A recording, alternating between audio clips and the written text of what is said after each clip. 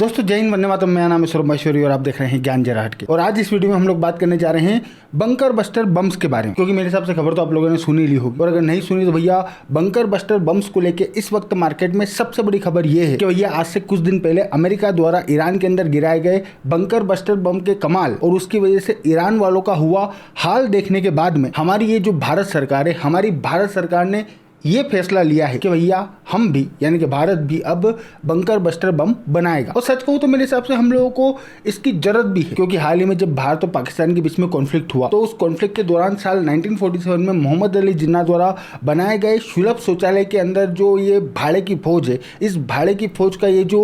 Field marshal है, ये field marshal साहब उस पूरे के पूरे कॉन्फ्लिक्ट के दौरान चूहे की तरह बंकर में ही छुपे हुए थे। वो तो अमेरिका वालों ने हरी झंडी दिखाई, उसके बाद में अगला बाहर निकल के फील्ड मार्शल का तमगा लेने के लिए आया, अदरवाइज तो अगले की फटी पड़ी थी। और पाकिस्तान के अंदर इसके अलावा जो बाकी के आतंकवादी, उनका भी यही हाल है, ये साले सबके सब बंकर में ही छुपे होते हैं। इतना ही नहीं, यहाँ आप लोगों को ये बात भी पता होना चाहिए कि जिस तरीके से गाजा के अंदर हमास के आतंकवादी इजराइल के ऊपर हमला करने के लिए, इजराइल के अंदर इजराइल के जो सिटीजन्स हैं उन्हें मारने के लिए टनल्स का यूज करते हैं, ठीक उसी तरीके से according to some report Pakistan में बैठे हुए ये जो लफंगे हैं और इनके जो छर्रे हैं, ये लफंगे कश्मीर के अंदर हमास वाली ही टेक्टिक्स को अप्लाई करने के बारे में सोच रहे हैं। और अगर आप लोगों को याद हो तो आज से कुछ समय पहले हमास के एक बहुत बड़े आतंकवादी ने, ये जो पीओके है, पीओके ना सिर्फ विजिट किया था बल्कि ये लोग वहां पे जो आतंकवादी ऑपरेट कर रहे हैं, मतलब कि पीओके में ये जो पाकिस्तान बेस्ड आतंकवादी ऑपरेट कर रहे हैं, हमास वाले इन आतंकवादियों को अपनी टेक्टिक सिखा रहे हैं। और क्योंकि गाजा के अंदर हमास के जो आतंकवादी हैं, लेबनान के अंदर ये जो हिजबुल्लाह वाले हैं, इनकी फाइटिंग टेक्टिक्स के अंदर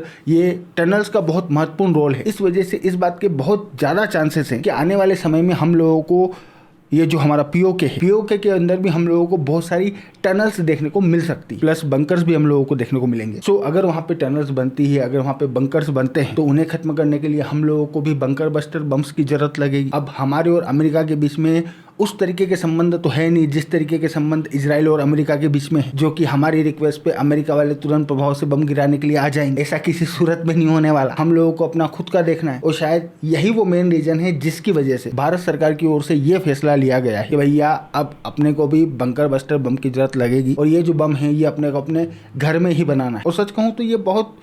काबिले तारीफ बात है, क्योंकि स्मॉल साइज की जो बंकर बस्टर बम है वो तो इजराइल वालों के पास में भी, और अगर भारत सरकार चाहती तो इजराइल वालों से वो वेपन्स परचेस भी कर सकती थी। रशिया वालों के पास भी हैं इस टाइप के बम, वहां से भी हम लोग परचेस कर सकते थे। लेकिन इन लोगों से परचेस करने के बजाय हमारा ये जो DRDO यानी कि defence research and development organisation, इसने ये बंकर बस्टर बम हमारे घर में बनाने के बारे में सोचा है। यानी कि पूरी तरीके से इंडिजीनियस टेक्नोलॉजी होगी, जिसका मतलब ये है कि हमारे बम की एक्यूरेसी भी ज्यादा होगी और खर्चा भी हम लोगों को कम बैठेगा। नाउ अब अगर हम लोग यहाँ पे इस बम के बारे में बात करें तो जो बंकर बस्टर बम हम लोग बनाने का प्लान कर रहे हैं, उसे हम लोग इस तरीके से बनाने के बारे में सोच रहे हैं कि उस बम को कहीं पे भी ड्रॉप करने के लिए हम लोगों को किसी भी फाइटर एयरक्राफ्ट की जरूरत ना लगे। उस बम को हम लोग एज ए पेलोड मिसाइल के माध्यम से पहुंचा सके। और यही वो मेन कारण है जिसकी वजह से हम लोग जो बना रहे हैं उसे बंकर बस्टर बम नहीं कहा जा रहा, बल्कि उसे कहा जा रहा है बंकर बस्टर मिसाइल, क्योंकि हम लोग मिसाइल बना रहे हैं ना कि बम। और मिसाइल बनाने के पीछे का सबसे बड़ा रीजन है हमारे पास कैपेसिटी ना होना, क्योंकि इस वक्त हमारे पास जो दो सबसे आधुनिक फाइटर एयरक्राफ्ट हैं यानी कि राफेल और सुखोई, उनकी मैक्सिमम जो पेलोड की कैपेसिटी है वो 8000 और 9000 किलोग्राम है, जिसकी वजह से इनकी मदद से हम लोग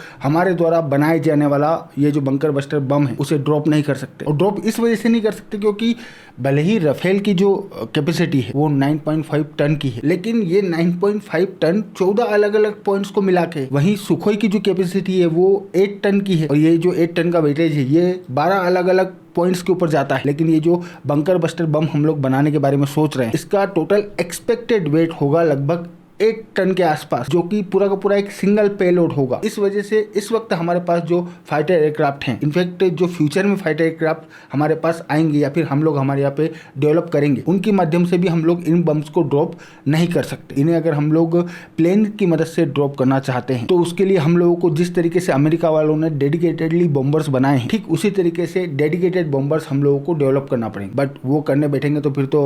बहुत समय बीत जाएगा। तो ये वो मेन रीजन है जिसकी वजह से हम लोग फाइटर जेट्स की मदद से ड्रॉप होने वाला बंकर बस्टर बम डेवलप करने के बजाय मिसाइल के माध्यम से फायर किए जाने वाला बम बनाने के बारे में सोच रहे हैं, जिसके लिए हम लोगों ने अग्नि 5 को चुना है, जिसकी 1500 किलोग्राम के वॉर हेड के साथ में मैक्सिमम रेंज लगभग 5 से 5,500 किलोमीटर के आसपास। बट क्योंकि हम लोग इसके माध्यम से इस बंकर बस्टर बम को एज ए पे लोड भेजने के बारे में सोच रहे हैं, और क्योंकि हमारे बंकर बस्टर बम का जो टोटल वेट है वो लगभग 7,000 किलो के आसपास होगा, इस वजह से इन डेट केस हमारी ये जो अग्नि 5 है इसकी रेंज थोड़ी सी कम हो जाएगी। इस बंकर बस्टर बम वाले पे लोड के साथ में अग्नि 5 की जो रेंज है वो लगभग 2,000 से 2,500 किलोमीटर के आसपास होगी, जो मेरे हिसाब से सफिशिएंट है। क्योंकि अगर हम लोग दिल्ली में बैठ के भी इस बम को फायर करें तो भी 2,000 किलोमीटर 2,500 किलोमीटर की रेंज में हमारे जितने भी टारगेट हैं जहां हम लोगों को ये बम फायर करने की जरूरत पड़ सकती है वो सारे ही टारगेट इस रेंज में आते हैं, जो कि हमारे लिए सफिशिएंट है। और यहाँ पे सबसे महत्वपूर्ण बात ये है कि ये जो बम हम लोग बना रहे हैं इसको हम लोग पूरी तरीके से इंडिजिनस टेक्नोलॉजी की मदद से बना रहे हैं, और इसे एज ए पे लोड ले जाने का काम भी वो मिसाइल करेगी जो हम लोगों ने खुद ही अपने घर में डेवलप करी। जिसका मतलब ये है कि जब भी हमें इस बम को यूज करने की जरूरत लगेगी तो हम लोग बिना किसी से पूछे, बिना किसी का मुंह देखे और किसी के इंतजार और अप्रूवल के बिना इस बम का यूज हमारे लिए कर पाएंगे। इतना ही नहीं, इसके अलावा अगर हम लोग यहाँ पे नेविगेशन की बात करें तो जिस तरीके से हमारे अदर वेपन सिस्टम नेविगेशन के लिए जीपीएस का यूज नहीं करते, ठीक उसी तरीके से ये जो मॉडिफाइड अग्नि 5 मिसाइल हम लोग बना रहे हैं जो कि हमारा बंकर बस्टर बम लेके जाएगी, वो भी नेविगेशन के लिए जीपीएस का यूज नहीं करेगी। वो लोग भी हमारे भारत का अपना खुद का डेवलप किया हुआ है जो नेविगेशन सिस्टम है उसी को यूज करेगी, जो कि अकॉर्डिंग टू इन्फॉर्मेशन हम लोगों को 10 मीटर की रेंज की एक्यूरेसी प्रोवाइड कराएगा, जो in my personal opinion initial level पे सफिशिएंट है। भाई सबसे महत्वपूर्ण चीज है एक बार टेक्नोलॉजी को अपने यहाँ पे डेवलप करना। एक बार अगर हम लोगों ने अपने यहाँ पे टेक्नोलॉजी को डेवलप कर लिया तो फिर आगे चल के हम लोग उसमें इंप्रूवमेंट ऑब्वियसली बातें ला सकते हैं। तो डेवलप करना बहुत जरूरी है। प्लस ये जैसे बंकर बस्टर बम है, भाई अभी हम लोगों ने ईरान में केस देखा, ईरान वालों ने जो पूरी न्यूक्लियर फैसिलिटी है वो नीचे जमीन के अंदर बंकर में बना रखी थी। अब उस फैसिलिटी को डिस्ट्रॉय करने के लिए आपके पास दो ही ऑप्शन है, या तो आप ट्रूप्स उतारो जमीन पे या फिर आप न्यूक्लियर वेपन का यूज करो। अब ट्रूप्स उतारना ऑब्वियसली बात है खतरनाक होता है, और न्यूक्लियर वेपन का यूज भी हर कोई कभी भी कहीं पे भी थोड़ी ना कर सकता है। भाई ये भीख मंगे जब चाहे जहां चाहे न्यूक्लियर वेपन का यूज करने की बात कर सकते हैं, क्योंकि इन भीख मंगों का कौन सा माँ बाप है? इनके माँ बाप ने इनको पैदा ही मरने के लिए किया है। जिंदगी जीना, खुश रहना, लोगों को खुश रखना, ये इनका मकसद है ही नहीं। इनका मकसद है आतंकी हमले करना, इनका मकसद है लोगों की जिंदगी में जहर घोलना, ना खुद जियो ना दूसरे को जीने दो, ये इनका मोटो है। तो ये लफंगे सुबह शाम दिन रात न्यूक्लियर बम फोड़ देंगे, न्यूक्लियर बम फोड़ देंगे, ये टाइप की बात कर सकते हैं। लेकिन जो अदर कंट्री से, मतलब कि जो शरीफ कंट्री से दुनिया की, वो न्यूक्लियर वेपन का यूज नहीं कर सकती। और जैसा कि मैंने बताया कि भाई ये ईरान वाला केस जो है ये अपने आप में एग्जाम्पल है। यहाँ पे अमेरिका ना तो ट्रूप्स उतार सकता था और ना ही न्यूक्लियर वेपन का यूज कर सकता था। तो ऐसे सिचुएशन में इन लोगों ने क्या किया, इन लोगों ने नीचे डीप बंकर में बनी हुई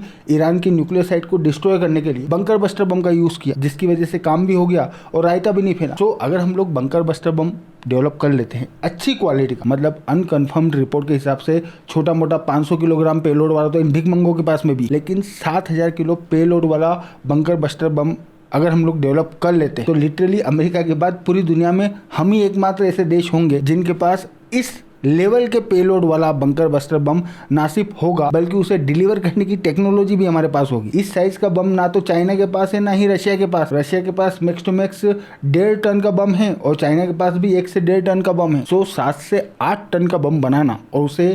पेलोड के माध्यम से भेज के सामने वाली पार्टी के बंकर को डिस्ट्रॉय करना, ये ना सिर्फ बहुत बड़ी बात है बल्कि एज ए नेशन हमारे देश की जो साइंटिस्ट हैं उन लोगों के लिए भी एक बहुत बड़ा अचीवमेंट होगा। प्लस हमारी जो वेपन इंडस्ट्री जिसे हम लोग धीरे धीरे डेवलप कर रहे हैं उसके लिए भी एक गेम चेंजिंग होगा। तो इस वक्त तक ये इन्फॉर्मेशन मार्केट में। बाकी तो मैं हूँ आपका दोस्त सौरभ और आप देख रहे थे ज्ञान जराट के। Thank you for watching. I really appreciate your time.